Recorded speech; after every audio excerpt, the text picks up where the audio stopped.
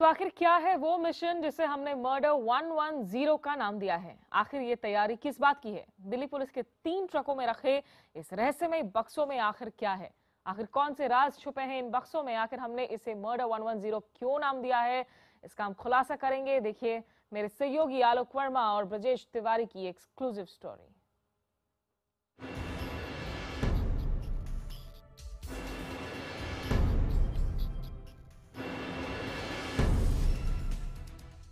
ये चौंका देने वाली कहानी शुरू होती है 3 ट्रकों से।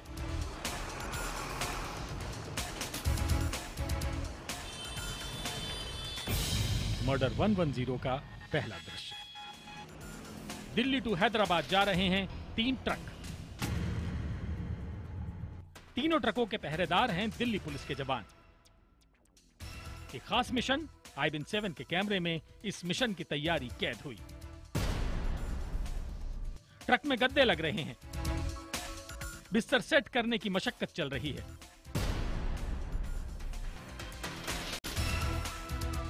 दिल्ली पुलिस के जवानों के बीच मुकाबला यह है कि किसे अच्छा गद्दा मिले ताकि सफर में आराम रहे।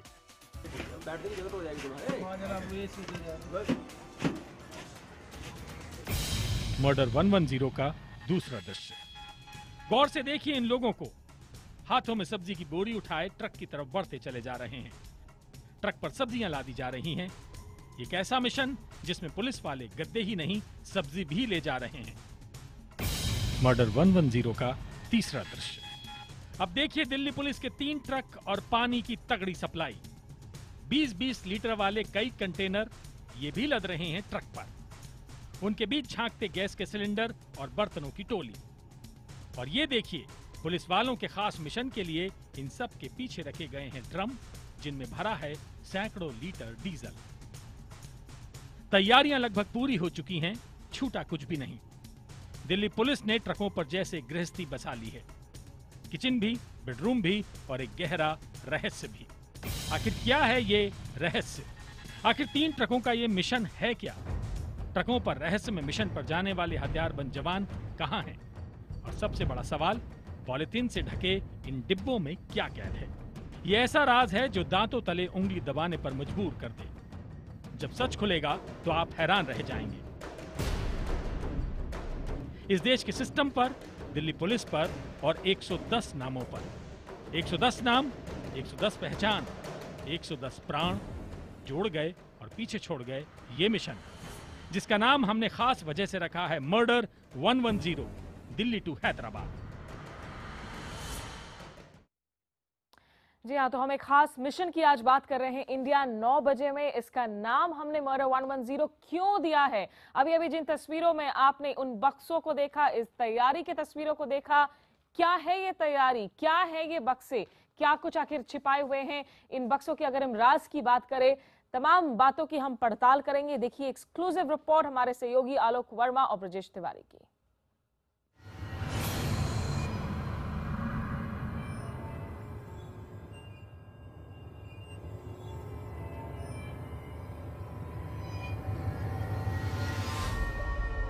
इस सफर की शुरुआत हो रही है देश के दिल, देश की राजधानी दिल्ली से, जहां सत्ता है, जहां संसद है, जहां रहती है देश की सरकार, मंत्री और सांसद। इसी राजधानी से निकलने वाले हैं दिल्ली पुलिस के 3 ट्रक। उन्हें करना है 1500 किलोमीटर का लंबा, थकाऊ और टेढ़ा सफर। ये मिशन पेचीदा है। दिल्ली पुलिस के 14 लोगों की खास टीम तैयार हुई है 110 लोगों से जुड़ी निशानियों की रखवाली के लिए। जी हां, 110 लोगों की निशानियां, ऐसी निशानियां जो उनकी मौत का राज खोलेंगी। लेकिन क्या इस सफर के बाद वो निशानियां बच सकेंगी? क्या दिल्ली पुलिस की राइफल गोलियां उनकी रखवाली कर सकेंगी?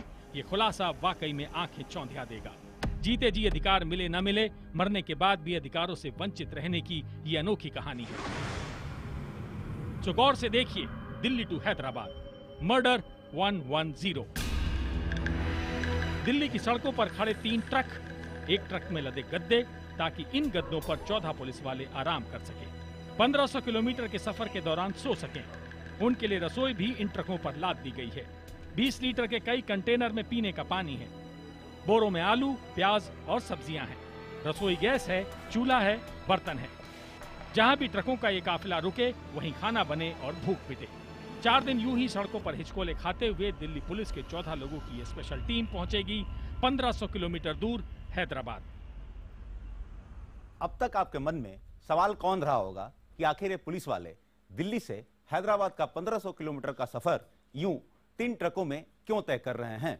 आखिर वो ऐसी कौन सी निशानियां लेकर जा रहे हैं जिनका सुरक्षित रहना इतना अहम है? इस राज का खुलासा अब हम करते हैं। ये राज दरअसल कैद है तीनों में से एक ट्रक में लदे कई लकड़ी के सिलबंद बक्सों में। गौर से देखिए तस्वीरें जो सवाल खड़ी करती हैं उस दिल्ली पुलिस पर जो खुद को देश की बेहतरीन और आधुनिक पुलिस फोर्स में मानती हैं। हमारी कैमरा पर्सन ट्रक पर चढ़ी। कोशिश थी ये देखने की कि आखिर ये पुलिस वाले ट्रक में ले क्या जा रहे हैं। पॉलिथीन की चादर के नीचे रखे लकड़ी के बक्सों में आखिर क्या है? उन्होंने गुजारिश की पॉलिथीन हटाने की। इन बक्सों की सुरक्षा के लिए AK-47 राइफलों और रिवॉल्वर से लैस जवान तैनात हैं। इन बक्सों पर खास किस्म के मार्क लगाए गए हैं। इनमें दरअसल बंद हैं 110 लोगों की मौत के राज।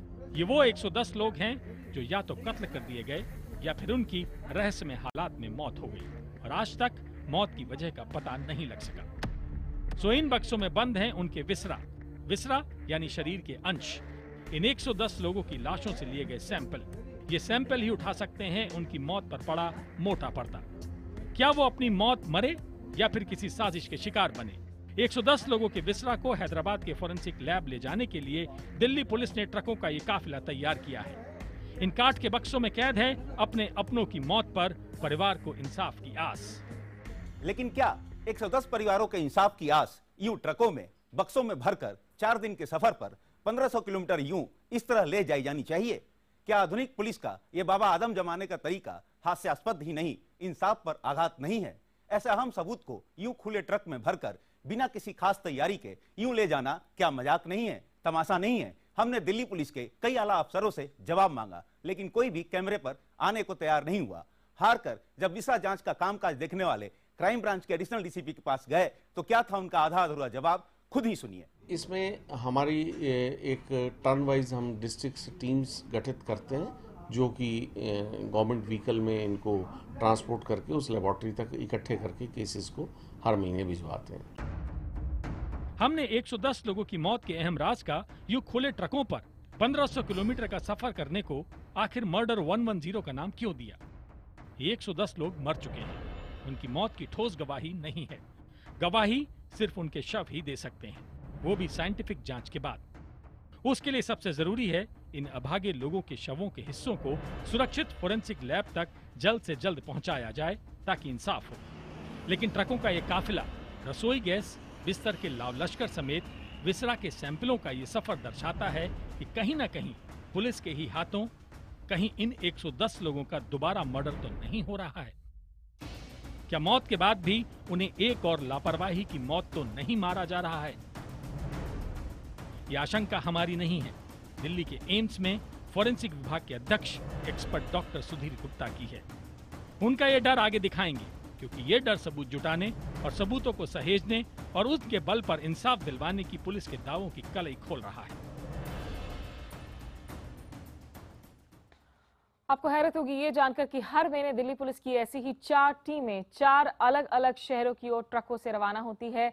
हर ट्रक में ऐसे ही विसरा सैंपल लेकर, वो सैंपल जिनकी सही जांच बेहद जरूरी है। ये जांच किसी की मौत का राज खोलने और मौत की असली वजह जानने के लिए जरूरी है। हम जिस केस को दिखा रहे हैं उसमें ये टीम दिल्ली से हैदराबाद जा रही है।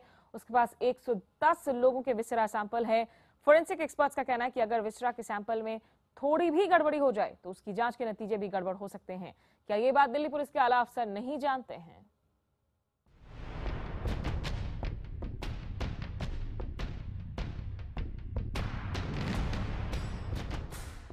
लकड़ी के बक्सों में बंद विसरा और दिल्ली पुलिस के 14 जवान, धूल धक्कड़, धक्के, रोड़े, गड्ढे और उस पर ऐसी गर्मी, इन सब के बीच ही 110 लोगों की मौत को सुलझाने की अंतिम आस दिल्ली से हैदराबाद रवाना हो गई।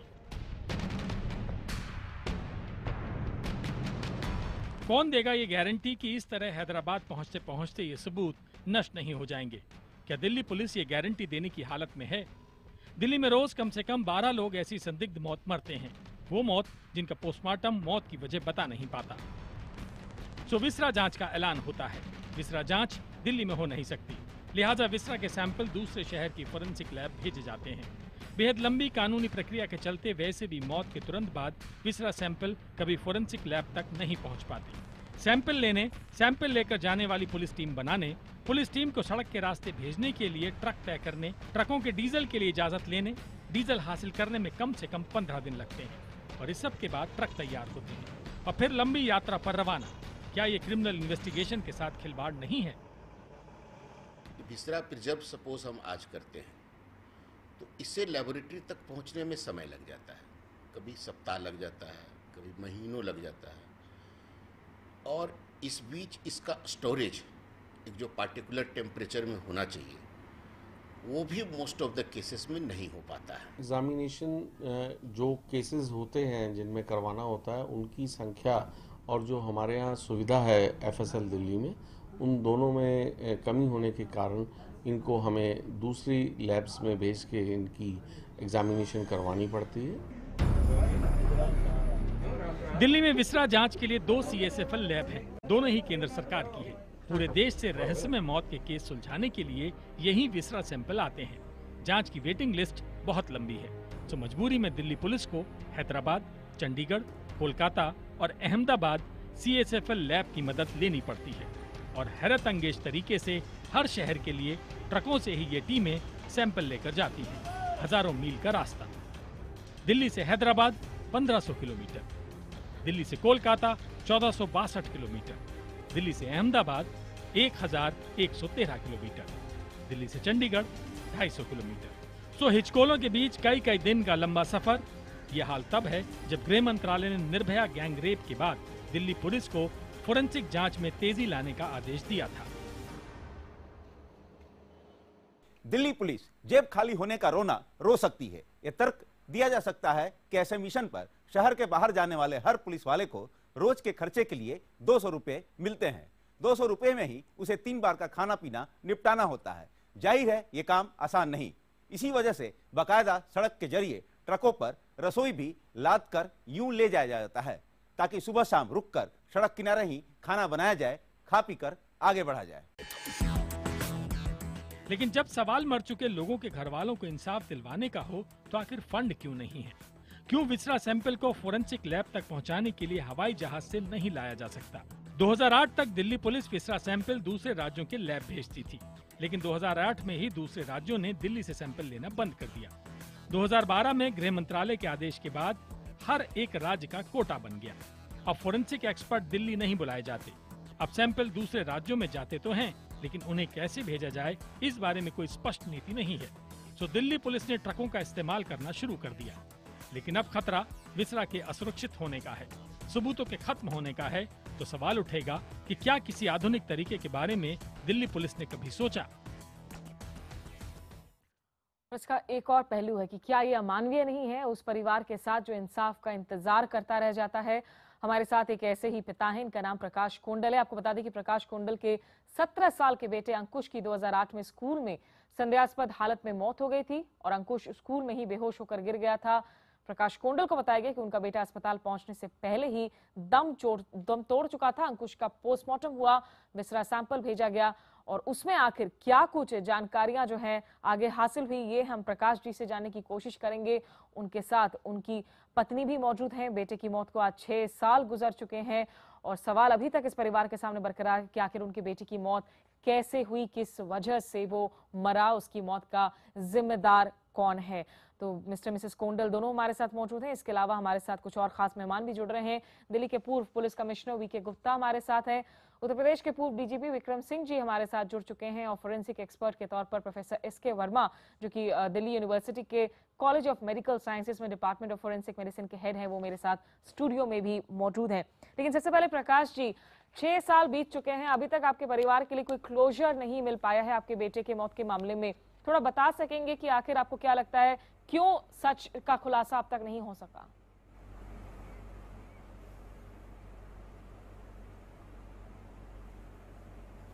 हेलो जी प्रकाश जी, आपसे पूछ रही हूँ। हेलो प्रकाश जी, आपको मेरी आवाज मिल रही है? जी सर, आपसे पूछ रही हूँ। मैं हाँ अभी आने हेलो जी सर बताइए। हेलो मैम, ऐसा है, मैं शुरू से जब से, क्योंकि मेरा बच्चा हृष्ट पुष्ट था, उसमें मतलब कोई बीमारी नहीं थी। मैं शुरू से बोलता रहा हूँ, क्योंकि वो उसमें कोई बीमारी होती या बीमार होता तो शायद हमें कोई दुख नहीं होता, लेकिन वो हृष्ट पुष्ट था। और जैसे स्कूल गया था, हम रोज की तरह गया था, और इन्होंने मेरे से क्या किया कि सवेरे जब स्कूल गया है और मेरे को 1 बजे फ़ोन आया कि आपका बच्चा जो है सीरियस है। तो हम आने से मैं 20 मिनट में जैसे बसंत कुंज पहुंचा हूं, लेकिन मैंने जैसे मैं एंट्री किया हूं तो मेरा बच्चा जो है बिल्कुल डेड पड़ा हुआ था, खाली उसकी बॉडी रखी हुई थी। तो वहाँ एक डॉक्टर खड़ी थी, मैंने उससे पूछा कि भाई मेरे बच्चे की डेथ यहाँ हुई है हॉस्पिटल में या स्कूल में। तो वो उसका एक ही जवाब था, उसने एक ही वर्ड बोला कि ही वॉज ब्रॉट डेड। तो उसके बाद जितनी भी रिपोर्ट इन्होंने, जो बसंत कुंज थाने में एक एसआई थे भूप सिंह, उन्होंने जो रिपोर्ट है वो हॉस्पिटल और उनसे जो स्कूल वालों से मिल करके मैनिपुलेट किया उसको। उसमें ये बताया गया कि भाई he was brought in gasping condition. फिर उसको जो बच्चे स्कूल के हैं वो ये बताते हैं कि अंकल अंकुश की सांस स्कूल में ही बंद हो गई थी, लेकिन फिर भी इन्होंने रिपोर्ट ऐसी बना दी मिस्टर भूप सिंह ने। मैं लिखित में भी दिया हूँ, कई बार मैं कमिश्नर साहब से भी, गुप्ता जी से, बस्सी साहब से, 2-3 कमिश्नर से मिल चुका हूँ, धालीवाल से मिल चुका हूँ। मैंने ये सब चीज़ें उनको भी बताई कि मेरा बच्चा मरने वाला नहीं था। मेरे को 1 घंटे में 11 बजे वो गिरा है और 12 बजे 1 घंटा स्कूल में लटाए रखा। 1 घंटे के बाद मेरे को फोन किया 1 बजे, और 1:30 बजे मेरे को बोला ये बॉडी ले जाओ। तो ऐसे में वीके गुप्ता जी, जिस तरीके के आज हम खुलासे कर रहे हैं, विक्रम सिंह जी अगर आपके पास मैं आ सकूं, हम प्रकाश जी की पत्नी के पास भी जाएंगे, लेकिन आप हमारी इस खुलासे को भी देख रहे हैं, आप एक पीड़ित परिवार के दर्द को भी सुन रहे हैं। आपको लग रहा है कि इनके मामले में वही वो हो सकता है कि जिसका हम खुलासा कर रहे हैं कि विसेरा को आपने मिसहैंडल किया होगा, और जिसके बारे में जो है जानकारी कहीं ना कहीं केस दब कर रह जाती है उसके बाद फिर? जी, मेरी पूरी संवेदना इस परिवार के साथ है और वाकई इनके साथ न्याय किए जाने की आवश्यकता है। और इस पूरे प्रकरण में जो आपने उठाया है, पूरे आपकी इन्वेस्टिगेशन की जो श्रृंखला है, उसमें जो सबसे कमजोर पॉइंट होता है वो यही मेडिको लीगल पॉइंट्स, और उसमें विसरा प्रिजर्वेशन। और विसरा प्रिजर्वेशन के बारे में कोई भी संस्था गंभीर नहीं है। आपने स्वयं कहा कि निर्भया कांड के बाद केंद्र शासन ने एक आवंटन भी किया बजट का, लेकिन दुर्भाग्य से उसका सदुपयोग नहीं हो पाया, और आज भी दिल्ली अपने सैंपल्स अन्यत्र भेजता है, जबकि उनको अपनी व्यवस्था स्वयं कर लेनी चाहिए थी, नहीं की। आप ये देखें कि भेजने में आप जो व्यवस्था करते हैं, आप जो प्रिजर्वेटिव इस्तेमाल करते हैं, चाहे वो हो रेक्टिफाइड स्पिरिट या हो ब्राइन या हो सल्फ्यूरिक एसिड, शीशे के कंटेनर्स में ले जाते हैं। आप अभी विशेषज्ञों से जब बात करिएगा तो स्मिता जी वो स्वयं आपको बताएंगे कि दुर्घटना, कूटनीतिक षड्यंत्र और इसके अलावा जो रैट्स और बाकी एनिमल्स हैं, इसमें किस प्रकार विघटन पैदा कर देते हैं। इसके अलावा आपने देखा होगा कि जो हाई प्रोफाइल केसेस हैं, जैसे आरुषि केस आदि, उसमें किस प्रकार विसरा और अन्य सैंपल के साथ हस्तक्षेप किया गया, उसके साथ इस प्रकार की छेड़खानी की गई कि वास्तविकता प्रकाश में न आए। ये सब जग जाहिर है, और एक केस में नहीं, अनेकानेक केस में आपको बता सकता हूं। इसलिए ये आवश्यक है इसमें पूरी सावधानी बरती जाए, और इतना लंबा यात्रा न दे दें कि उसमें जो आपका विसरा है उस पर विघटन हो जाए और सही मेडिको लीगल एग्जामिनेशन न हो पाए। चलिए, यहाँ प्रोफेसर एसके वर्मा जी से जो है मैं आगे रिएक्शन लूंगी ब्रेक के उस पार कि आखिर जिन तस्वीरों को वो देख रहे हैं उससे उनको क्या लगता है। ये जो 110 हम नमूनों की बात कर रहे हैं, इनका क्या कुछ नतीजा बाहर निकल कर आ सकेगा, इस पर हम उनसे भी बात करेंगे। हम प्रकाश कुंडल जी की पत्नी के पास भी जाएंगे उनकी प्रतिक्रिया लेने के लिए, और इस बड़ी खबर पर हमारी नजर बनी हुई है। आगे हम बात करेंगे कि आखिर इस खामी पर पहले कभी ध्यान क्यों नहीं दिया गया, आखिर क्या मजबूरी है दिल्ली पुलिस की जो उसे इन हालात में काम करना पड़ता है। हम बात करेंगे उन परिवारों की भी जिन्हें इस लापरवाही की वजह से इंसाफ आज तक नहीं मिल सका।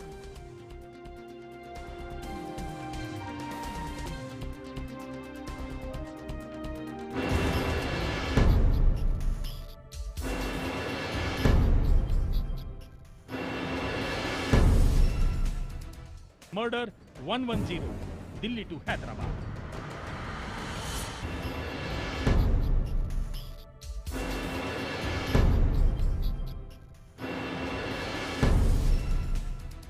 Murder 110 Delhi to Hyderabad.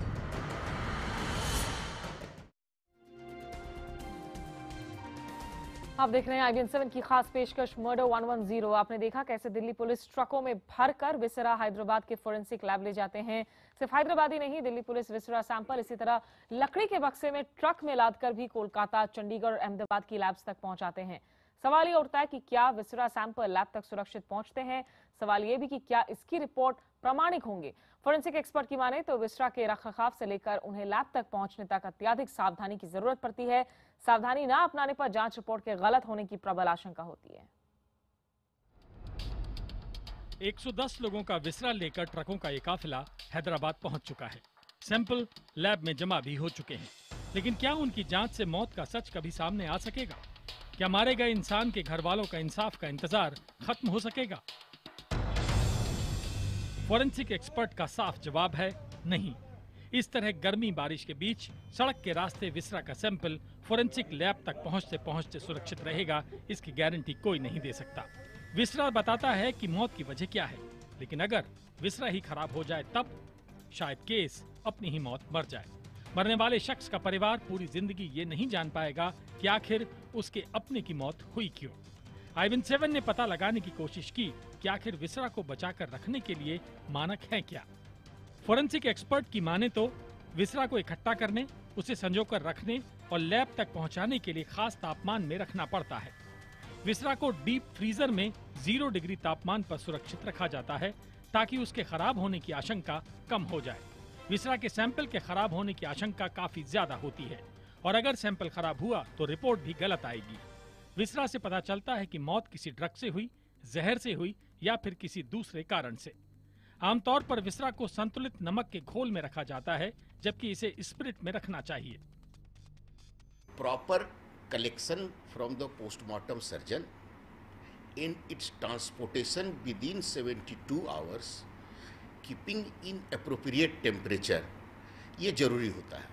Otherwise विसरा का खराब होने की पूरी तरह संभावना हो जाती है और जो रिपोर्ट है उसमें फैलेसीज आ जाता है। फोरेंसिक सैंपल को लेकर बरती जाने वाली सावधानियां खुद एम्स के इस लैब को देखकर समझी जा सकती हैं।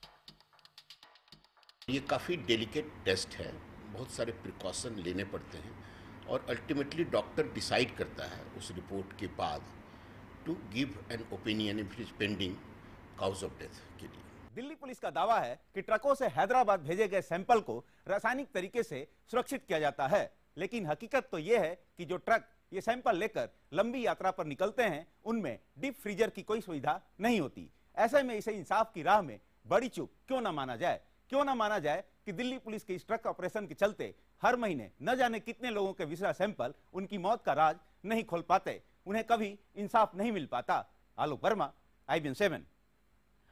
और इस एक्सक्लूसिव रिपोर्ट पर हम लगातार चर्चा कर रहे हैं। हमारे साथ खास मेहमान बने हुए हैं प्रोफेसर SK वर्मा भी स्टूडियो में मेरे साथ मौजूद हैं। प्रोफेसर वर्मा, मानक क्या कुछ होना चाहिए विसरा के डिस्पैच को लेकर वो तो हमारे सहयोगी ने बताया, लेकिन जिन तस्वीरों को आपने देखा कि हकीकत में कैसे ये डिस्पैच हो रहे हैं, उसमें आपको जमीन आसमान का फर्क नजर आता है? आपको लगता है कि उन विसरा सैंपल्स की धज्जियां उड़ जाती होंगी?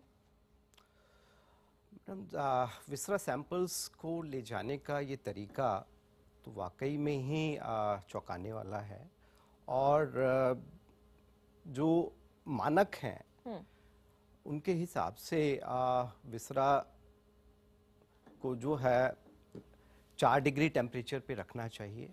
लेकिन यहाँ सबसे बड़ी समस्या जो मैं देख रहा हूँ इनको ले जाने से, क्योंकि ज़्यादातर विसराज जो हैं वो ग्लास जार्स में प्रिजर्व होते हैं, तो वहाँ सड़क के रास्ते जाने से हो सकता है कि वो जार ही बीच में ब्रेकेज हो जाए। और ट्रकों में हम देख रहे हैं कि सामान लदा हुआ है, सिलेंडर लदे हुए हैं, गद्दे लदे हुए हैं, तो उससे तो वो टूटने के चांसेस बनते ही है ना फिर। जी जी, और हमारे देश की रोड की कंडीशंस भी ऐसी हैं कि उसमें ये पूरा संभावना हो सकती है कि कुछ जार्स टूट जाए।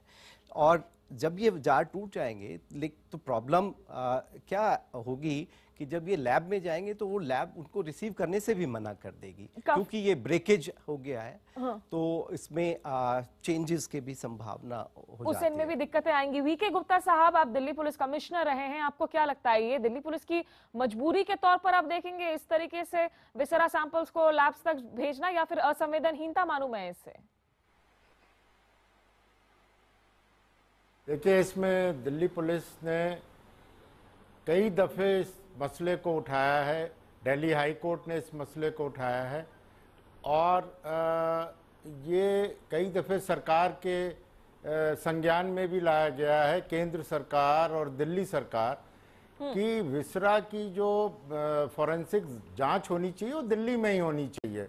लेकिन आपकी जानकारी के लिए अभी बता दें कि करीब 5000 के करीब सैंपल्स तो पेंडिंग है, यानी उनको अभी उनकी जांच होने में 2 साल और लगेंगे। तो दिल्ली की जो एफएसएल है, इतने वर्ष पूर्व इसका इस्टेब्लिशमेंट हुआ था।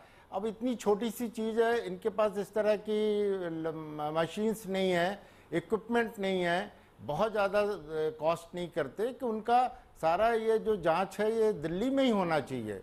इसको आप हैदराबाद कलकत्ता ले जाएंगे वो भी 2 साल के बाद, तो निश्चित रूप से विसरा के सैंपल सारे डैमेज हो जाएंगे। गुप्ता साहब, हालांकि आज की तारीख में दिल्ली में सीबीआई लैब भी है, दिल्ली पुलिस की लैब भी है, फिर भी आप कह रहे हैं कि 5000 केसेस पेंडिंग है।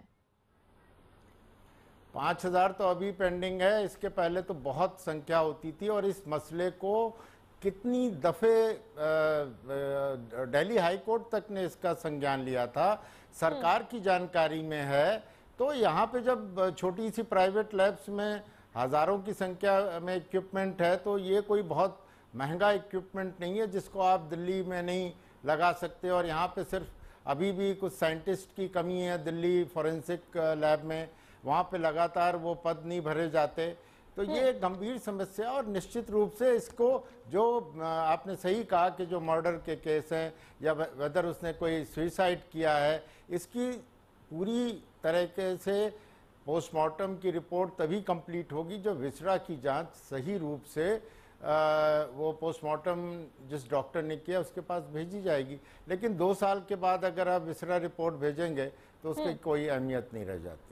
और ऐसे में निश्चित रूप से वो पीड़ित परिवार भी हैं जो कभी पूरी सच जान नहीं सकेंगे, जैसे कि कोंडल परिवार हमारे साथ जुड़ा हुआ है जिन्होंने अपने बेटे को 6 साल पहले खोया था। रक्षा जी, ये आसान नहीं होगा आपके लिए आज इन रिपोर्ट्स को देखना सुनना, लेकिन आपको क्या लग रहा है अब आप जब लुक बैक कर रही हैं, क्या दिक्कत आपको लग रहा है पुलिस के एंड पर थी या फिर मेडिकल एंड पर थी कि जिसकी वजह से आप आज तक वजह नहीं जान सकी अंशु की मौत की?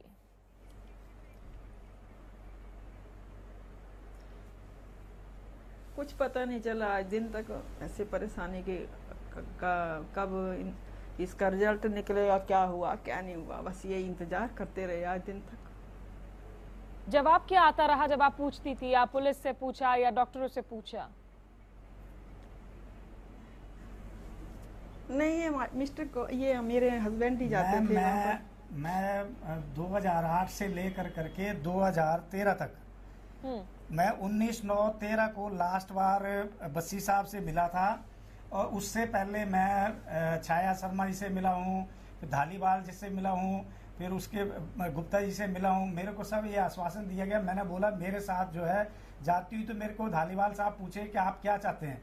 मैंने कहा साहब मेरे को कुछ नहीं चाहिए, मेरा बच्चा रिस्ट पोस्ट गया था, मैं चाहता था अगर मेरा बच्चा बीमार हो गया था, स्कूल में गिर गया था, उसको इमीडिएट अगर हॉस्पिटल मैं पूरी तौर से मैं उनको स्कूल वालों एडमिनिस्ट्रेशन को पूरी तौर से मैं उनको जिम्मेवार मानता हूं, क्योंकि अगर वो मेरे बच्चे को टाइमली ले गए होते और हॉस्पिटल में एडमिट करवा दिया होता, मेरा बच्चा जिंदा होता, मैं वहां पहुंच जाता और मैं देख लेता कि डॉक्टर लोग इलाज कर रहे हैं, तो ना मैं तो पुलिस को पूछता ना मैं हॉस्पिटल वालों को पूछता, मेरा किसी से कोई वो नहीं था। लेकिन इन्होंने मेरे को 1 घंटे के अंदर मेरा 18 साल के बच्चे को 1 घंटे के अंदर मरा हुआ मेरे हाथ में थमारिया लेके जाओ।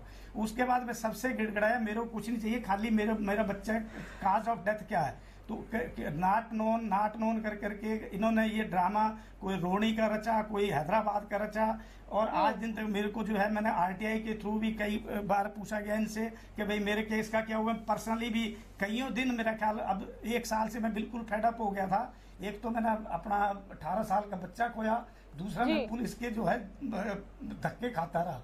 अल्टीमेटली मैं हार के 1 साल से मैं बिल्कुल हार के घर में बैठ गया हूँ और मैं केस को सब बिल्कुल भूलना चाहता हूँ, क्योंकि पुलिस हमारे जैसे मीडियम वर्ग के लिए नहीं है।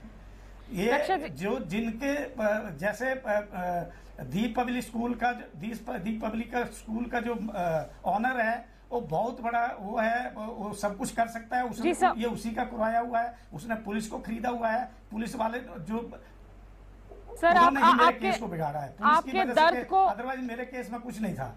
आपके दर्द को मैं पूरी तरीके से जो है इस वक्त हम समझ सकते हैं, और आपके लिए भी बहुत ये दिक्कत वाले क्षण जरूर होंगे। विक्रम सिंह जी, यहाँ हाथ क्यों बंधे हुए नजर आ रहे हैं? दिल्ली पुलिस देश की राजधानी की पुलिस की हम बात कर रहे हैं, तो फिर दूसरे राज्यों में क्या सूरत हाल होगी अगर राजधानी की ऐसी हाल है जब आप किसी के मौत की जांच करते हैं इस तरीके से? तो जी, कमोबेश यही हाल पूरे देश का है।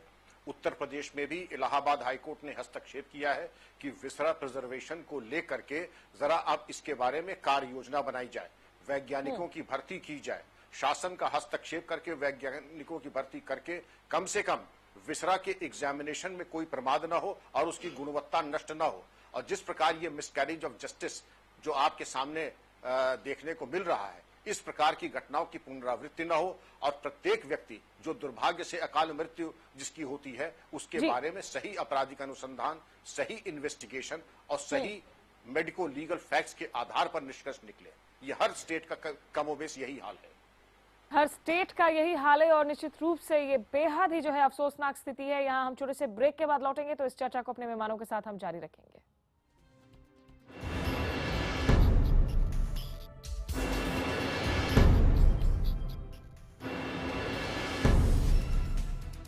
Murder 110 Delhi to Hyderabad.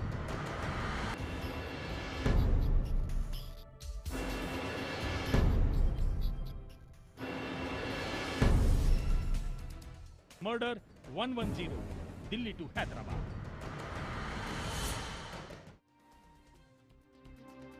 I-7 पर जारी हमारी विशेष पड़ताल मर्डर 110, जिस तरीके से दिल्ली टू हैदराबाद 4 ट्रकों में दिल्ली पुलिस में 110 जो है विसरा के नमूने लेकर जा रहे हैं, जिन हालातों में आखिर वो कितने कारगर साबित होंगे, किन मामलों में रिपोर्ट्स आ सकेगी और ऐसी हालत क्यों बनी हुई है, इसी पर हम चर्चा कर रहे हैं।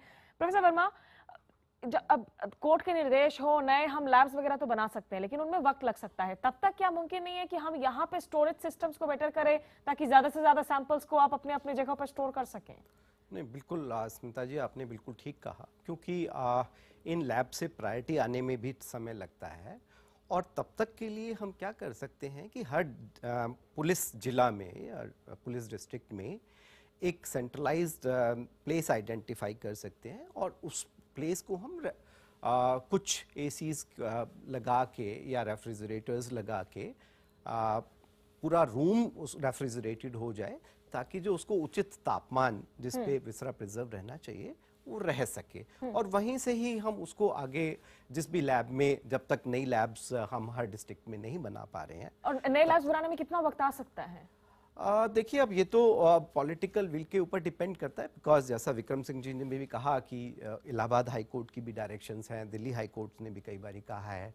और अगर विल पावर हो तो कितने वक्त में एक लैब हम बना सकते हैं? मेरे ख्याल से तो 6 महीने से ज्यादा उसको नहीं लगना चाहिए। 6 महीने से ज्यादा नहीं लगना चाहिए, लेकिन आज भी जो है देश में हम देख रहे हैं कि गिनकर जो है 4 लैब्स की हम बात कर रहे हैं।